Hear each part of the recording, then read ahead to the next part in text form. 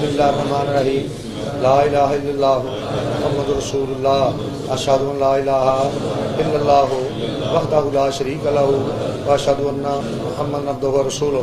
تمام صحابہ کرام ہمارے پیشوا ہیں، جن میں سب سے افضل حضرت سیدنا صدیق اکبر ہیں، دوسرے خلیفہ حضرت سیدنا عمر فاروق اعظم ہیں، تیسرے خلیفہ حضرت سیدنا عثمان غنی ہیں، چوتھے خلیفہ حضرت سیدنا علی المرتضیٰ ہیں۔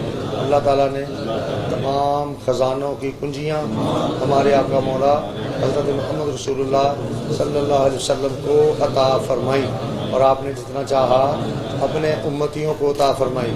جب تک زندہ رہیں گے اس عقیدے پر قائم رہیں گے، قائم رہیں گے، قائم رہیں گے۔